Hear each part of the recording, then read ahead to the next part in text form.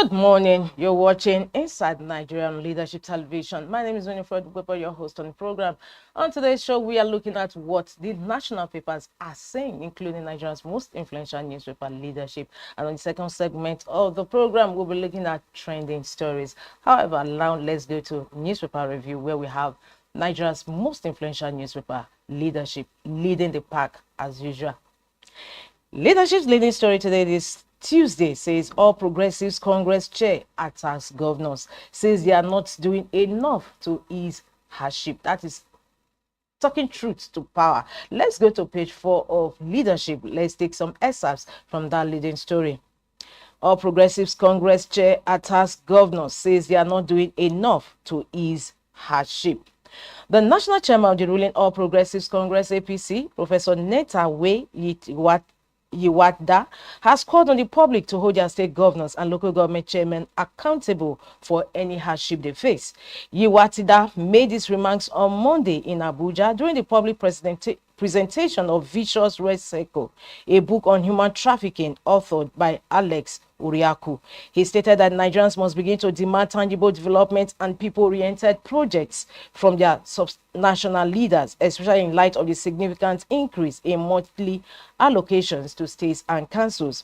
He said, in quote, "No governor in Nigeria receives less than 3 times, up to 4 times what they used to obtain before. None.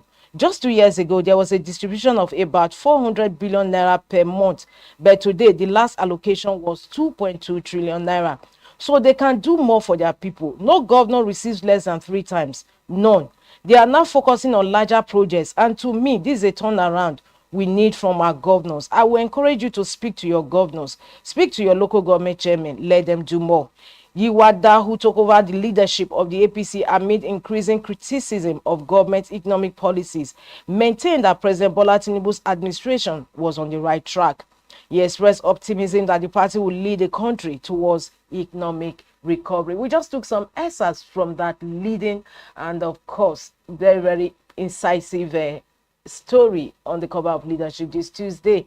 The APC, the all-ruling ruling party in Nigeria, talking truth to power, the chairman of the party. We move to other stories gracing the cover of Leadership this Tuesday. The second leading story on the business boss, minister decries 30-year non-implementation of urban regional planning law. That story is taking center stage on the business boss on Leadership cover this Tuesday. Lakurawa keys 10 in Kebbi attack. That story is on page 24 of Leadership. Lamido fumes over failure to purchase People's Democratic Party's chairmanship form. And of course, he has threatened court action. Kanu claims federal government has no case against him. And in the news again, Abu Ibrahim risks jail for fellow senators after June 12 annulment, coming from President Bola Tinubu. That takes us to the stories about the masthead of Leadership this Tuesday. 1 dead, others escape as 2-story building collapses in Lagos. And lastly, on the cover of Leadership, was oldest President Paul Biya re-elected in Cameroon? And that story is on page 7 of Leadership newspaper Tuesday.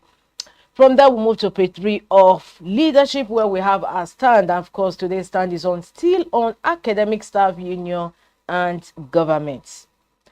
Still on academic staff union and government. The academic staff union of universities, ASU, announced the suspension of its nationwide 2-week warning strike for 1 month. Many Nigerians heaved a sigh of relief.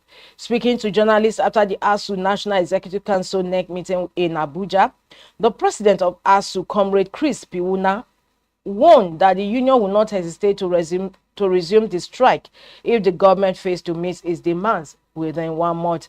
This announcement came with a relief, with parents and students rejoicing. Students can now go back to campuses, and the government congratulated itself for restoring normalcy in Nigeria's public universities. Let's go to the stand in our stand. Leadership believes that the 1-month suspension now in place should be treated as a national opportunity. It is time for the federal government to rebuild trust through verifiable action. Paying lip service to education while expecting innovation, productivity, and national cohesion is a contradiction that has already cost Nigeria too much. The stakes are enormous. Every month of inaction widens the gap between Nigerian nations that invest strategically in knowledge, Every unfulfilled promise pushes another lecturer abroad, another student into despair, and another university into decline. This circle must be broken. ESAS from today's stand in leadership, the still on academic staff union and governments. From our stand, we go to the back page of leadership this Tuesday, where we have Tuesday column with Abdurrauf Aliyu. Today's column is on when faith means fiscal truth. When faith means fiscal truth. Tuesday column with Abdurrauf Aliyu, and quote from the column: compliance is not a burden. It is the testimony of integrity before both God and government, proving that righteousness and civic responsibility can truly coexist. Quote from today's column on the back page of leadership. Before we leave the back page, let's visit Ghana Must Go. On the news, 92-year-old Paul Biya re-elected president of Cameroon, and of course, Ghana Must Go asked for another 30 years. Over to Cameroon to answer that for another 90 years. It's on that note we conclude review of leadership this Tuesday. For more, log into the website of Leadership newspaper. We move to the next paper we have on our lineup this Tuesday, and of course, that paper is Vanguard newspaper. Vanguard is also talking politics, just like leadership. It says chaos in PDP, convention at risk. Chaos in PDP, convention at risk. Lamido vows to sue over denial of access to chairmanship form by party.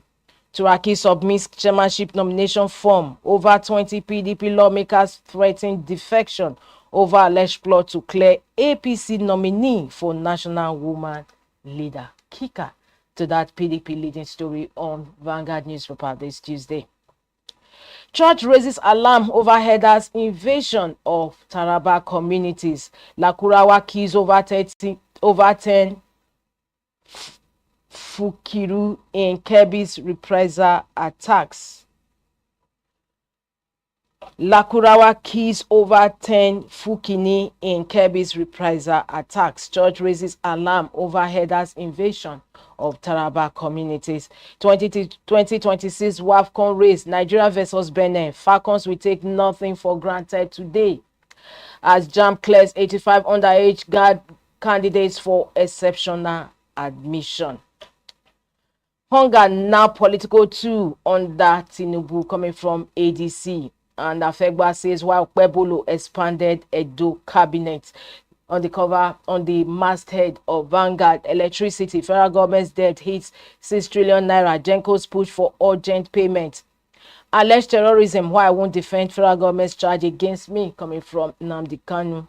Era of endless court battles over, says INEC chairman Amu Pitan.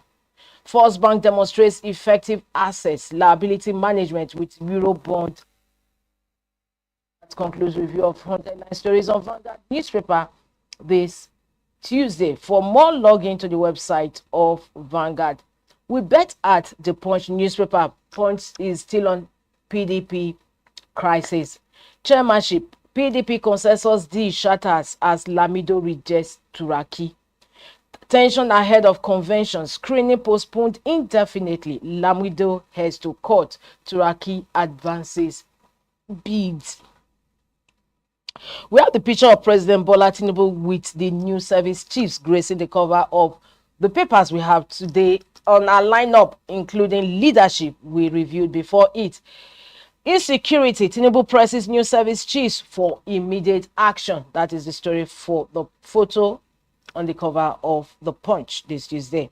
Insecurity, Tinubu presses new service chiefs for immediate action. Underneath that second leading story, Haship Akpabio Yiwada challenged Nigerians to monitor governors. That is the leading story we have on leadership. Collapsed Lagos building occupants ignored distress signs coming from residents. Terrorism, Judge begs Kanu in God's name to consult lawyers. Beside the masthead of the Punch, doctors mobilized for Friday strike amid 38 billion naira unpaid allowances. Atop the masthead, 92-year-old Biya's 8th win sparks protest in Cameroon. Tinubu Obasanjo dignitaries to honor late Christopher Kolade. Natasha broke penal code in attacks on Akpabio and Bello, coming from the Attorney General of the Federation, Fagbemi. Of course, that is what we are going to be seeing in the second half of the program. Natasha broke penal code in attacks on Akpabio, Bello. AGF concludes, and that also concludes review of front headline stories on the Punch newspaper this Tuesday. For more, log into the website of the Punch paper. We move ahead to the next paper we have on our lineup, and that is Daily Independent. Daily Independent has a different story entirely as its main cover. It says drug traffickers infiltrate Nigeria's courier services. Drug traffickers infiltrate Nigeria's courier services. Nnamdi Kanu refuses to enter defense, says no charge against him. Lamido vows to sue PDP night chairmanship. Why 20 of us will exit PDP from November by Rep. Ogunchinyere. Tinubu confers with new service chiefs on rising insecurity. Doctors list 19 demands to avert indefinite strike. Over-reliance on rain-fed agric deepens Nigeria's food insecurity. Sowore, Nnamdi Kanu's brother Ejimako, released from prison. That story is on page 6 of Daily Independent. And atop the masthead of Daily Independent, we have how I intend to curb electoral litigations by INEC Chair Amopitan. Federal government weaponizing hunger for political gains, coming from ADC. And that also brings to a close the review of front headline stories on Daily Independent this Tuesday. We move ahead to the next paper we have on our lineup, and that is the Daily Times. The Daily Times leading story today, this Tuesday, October 28, 2025, publication says NOA, that is National Retention Agency, forced DMO, Debt Management Office, on Nigeria's debt profile, says debt declines under Tinubu. And the story continues on page 2 of the Daily Times. Consumer Protection, FCCP hates court judgments against multi-choice peace mass transit. ADC accuses federal government of weaponizing hunger for political gains. PDP Turaki submits form as Lamido threatens court action for shutting him out. Judiciary tax rulings key to investor confidence, revenue growth, FIROS chairman. Investors wiped 95 billion naira off equities market as tier 1 banks slide. And lastly, on the cover of the Daily Times, Kanu claims no case against him, dumps plan to enter defense. For more, log into the website of the Daily Times this Tuesday. We head up to the last paper we have on our lineup for review this Tuesday, and that is The Guardian. The Guardian's leading story says Nigerian international travelers to pay extra $11.5 charge per ticket from December 1. And that is a leading story that continues on page 6 of The Guardian. Nigerian international travelers to pay extra $11.5 charge per ticket from December 1. And of course, as usual, The Guardian has illustration beneath the leading story. It says from December 1, 2025, Nigeria's inbound and outbound passengers will pay an additional $11.5 security levy. Boarding pass, 4.13 million passenger movement in 2024. 30 international airlines operated 14,359 flights in 2024. And of course, in all these flights, Nigerians are going to be paying extra to travel in and out of the country. Still on The Guardian newspaper, bandits impose 15 million naira levy on Tambuwa's constituents, threatening fresh attacks. New Afrexim Bank boss tax African leaders on open borders trade. PDP in fresh crisis over chairmanship consensus deal ahead of convention. Kanu refuses to enter defense, claims no case against him. Commissioner not wearing Tinubu's signature cap will be suspended, says Edo APC chair. And of course, the Edo APC chair has just endorsed the governor of the state's directive, and that any failure to abide by the governor's directive amounts to insubordination and disobedience, and that will incur the wrath of the party, which will not waste time in suspending the hearing commissioner. We move ahead to the masthead of The Guardian. ADC accuses Tinubu's government of manipulating food prices for political gains. And the National Association of Resident Doctors, NAD, insists on November 1 strike, claims health workers owed 38 billion naira in 2 years. And lastly, on the cover of The Guardian, Oyebaji emerges APC's candidate for Ekiti Guba polls. And that brings to a close the review of front headline stories on The Guardian this Tuesday, October 28, 2025. For continuation of these headline stories and insights pages, just log into the website of The Guardian, www.guardian.ng. Well, viewers, this is where we draw the curtain on the first half of this program, newspaper review. Don't forget, we have the second program coming in shortly with trending news. Don't go away, stay tuned.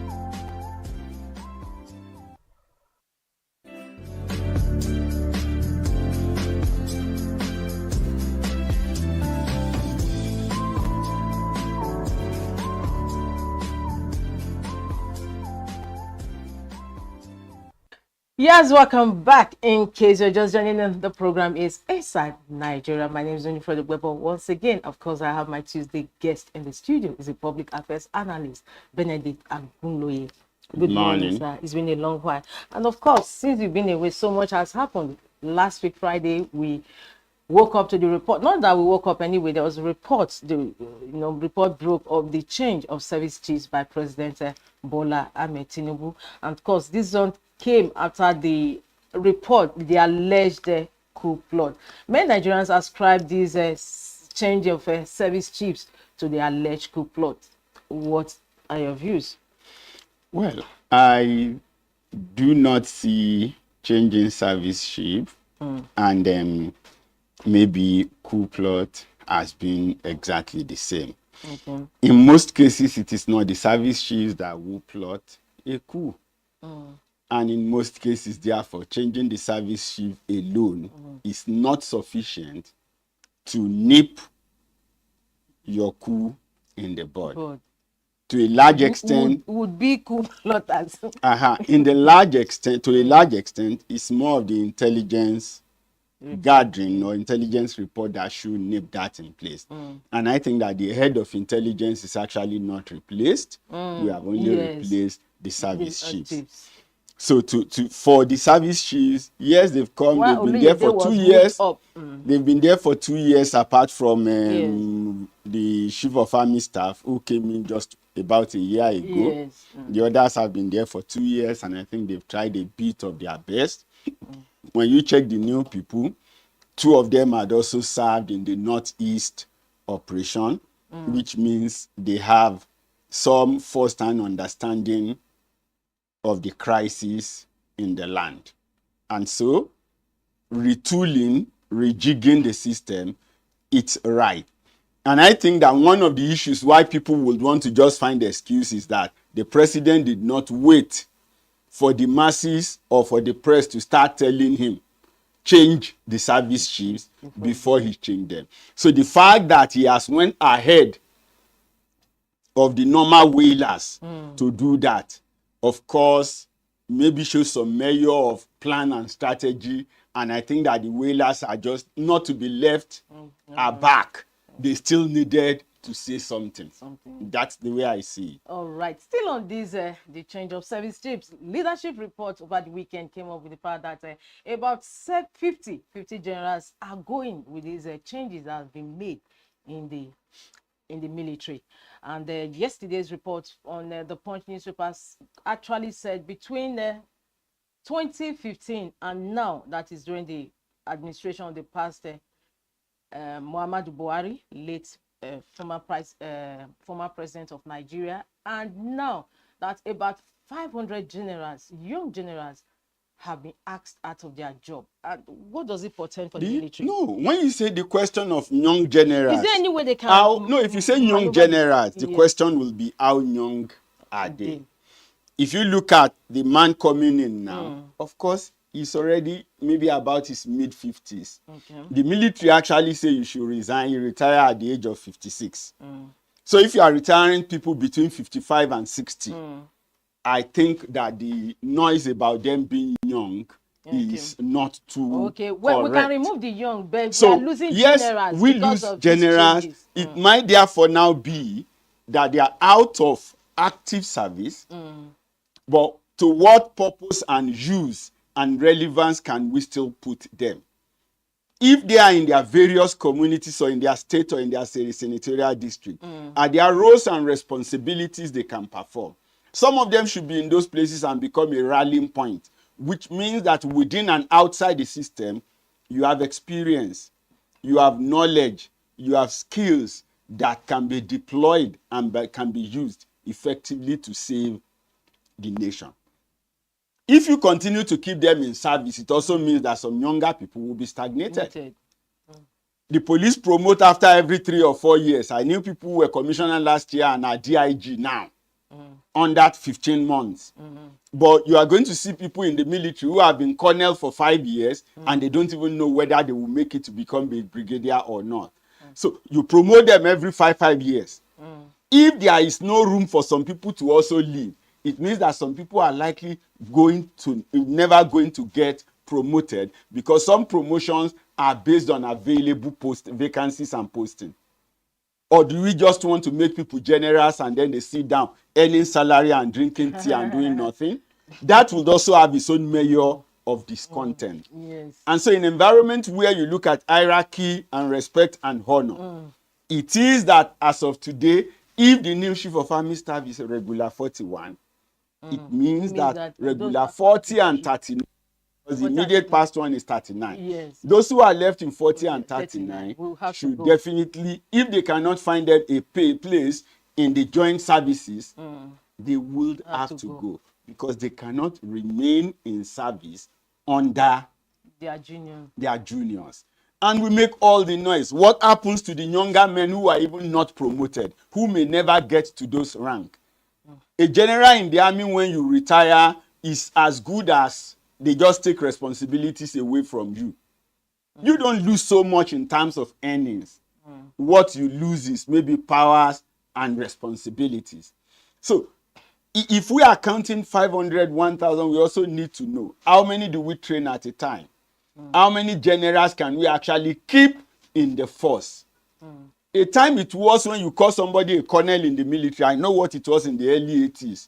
When you say it's a colonel or a lieutenant colonel, you can count how many of them you have in 82 division, for instance. But today, major generals are common. Not just brigadier, major generals are common in Nigeria today. So do you want to keep them wearing the uniform without responsibility and task? No. Everybody should just know that you have been trained. You have had the opportunity to serve the nation.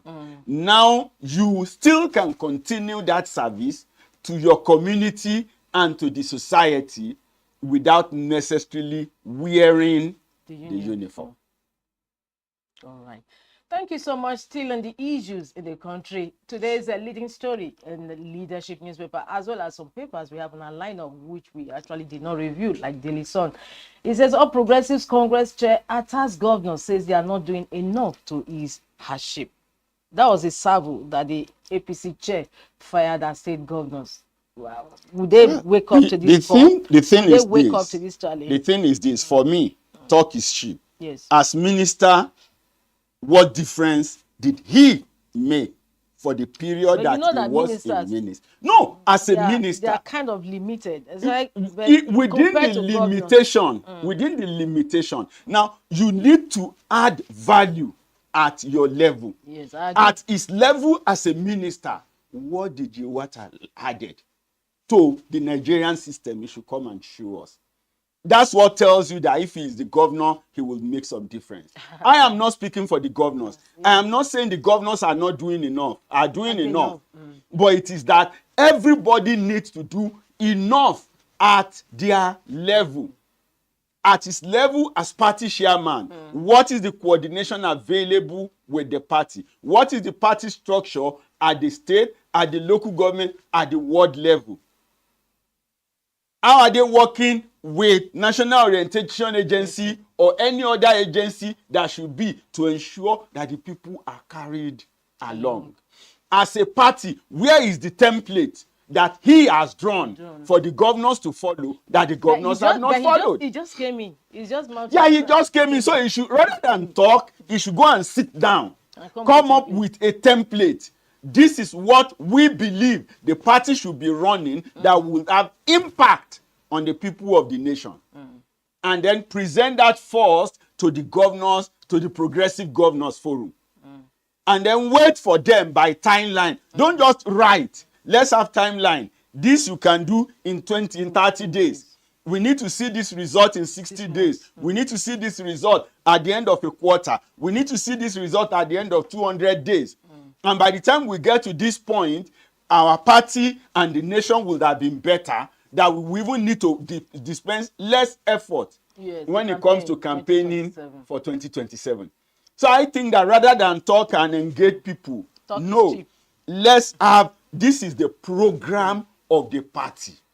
This is the agenda of Mr. President. This is how each state connects. This is how each local government connects. I always remember, even though Babangida was military, Jerry Gana was everywhere, telling the people what the government was doing. Tony Momo was there, writing letter to my countrymen on SAP. I still see those letters in some places now, and you remember those short books. In one of them, he detailed what you can find in every local government in the nation. From the solid minute to what is on the surface, to what is on the ground, to what is inside. Materials, you actually have them. They have a map. So with all those things being there, the party should replace such people. So where is the Tony Momo of APC? Where is the Jerry Gana of APC? Telling us what the government is doing, what the government plan to do, and how the people will connect with it. Not just banters with, go and ask your governor. Put a template. Then accuse the governor of not following the template or of not doing anything. Not general statements. I think we are tired of hearing general statements. All right, thank you so much. Now we are really moving against time. But lastly, yesterday the world, woke up to the news that was Oda's president has emerged, and that is in person of Paul Biya, who was re-elected in Cameroon. And one begins to wonder what is happening here. This is a man that is just 92 years, and we have the same scenario playing out in Rwanda, in Cote d'Ivoire, and even in Uganda. And one begins to ask the question: is Nigeria? I said Nigeria? Is Africa caused what is happening here? No, it's not a matter of the continent is caused. It's just a matter of telling you that there are a lot of people who are not bold enough to stand up to anything, but would rather act behind people that they think already has a face, and they can use them to perpetrate their own evils. So yes, we're talking about Paul Biya. How many places did he go to campaign? Nowhere. How many meetings has he attended in the last 1 year? Yes, but there are people pushing him out there. It's just like out of us here, you see people have their program, they put an Obasanjo in front, they put this one in front, because they want to, they are only using them. I don't see them as the problem of the nation, but it is a problem of the people using them, who are ensuring that, okay, just put them there as figurehead, while we can then do whatever we do. It is their name that are being mentioned. And so it has to do with also the fact that we're trying to borrow democracy. When you borrow what does not agree with your culture and tradition, there would always be a problem. In our system, there are ways things evolve. There are ways we run. There are ways we do things. Whether by representation or by hereditary, we have traditions, we have cultures that people can connect with. But you see, this French or American democracy or presidential system or whatever system you call it is alien to Africans. And so people will continue to use it to manipulate us and exploit the system to their selfish advantages. So it's not about the individuals or about any cause anywhere. No, it is about an opportunity has been created for people to hide under and gain what should ordinarily not be possible to them. And if they think that somebody guarantees their meal ticket or keeping him there will guarantee their meal ticket, then they will continue to keep him there. Yeah, very, very unfortunate. Well, on the news trending, we have the Attorney General of the Federation, Lateef Fagbemi, saying that Natasha broke penal code in attacks on Akpabio and the former Kogi State Governor Yahaya Bello. The Office of the Attorney General of the Federation, Minister of Justice, has defended its action to fight defamation and cybercrime charges against Senator Natasha Akpoti-Uduaghan, saying the action was lawful, justified, and based on thorough investigations. In a counter affidavit filed before the Federal Capital Territory High Court, the AGF's office dismissed claims by Senator Akpoti-Uduaghan that the charges against her amount to an abuse of court processes. According to the AGF, the senator's conduct and statements against Senate President Godswill Akpabio and former Kogi State Governor Yahaya Bello contravened the penal code. The office stressed that the decision to prosecute followed comprehensive and conclusive investigations by the Nigerian Police Force, and that all petitions, including those filed by the senator herself, were duly investigated. Well, as the case resumes in December, all eyes will be on the court to determine whether the charges against Senator Akpoti-Uduaghan will stand or be struck out on grounds of alleged abuse of offices. Well, it's on that note we conclude today's Inside Nigerian Leadership Television. My name is Winifred Weber. Of course, I always had the pleasure of having my Tuesday guest in the studio, Public Affairs Analyst Benedict Agunloye. Thank you so much. Thank you. You're welcome. So, viewers, this is where we draw the curtain of today's show. Don't forget to keep a date with us, same time, same station, for another fresh edition of the program tomorrow. Thanks for joining us. Thank you for watching. For sponsorship and advert placements, please contact 080-3688-6158. Last Word Leadership Podcast Studio. You have the last word.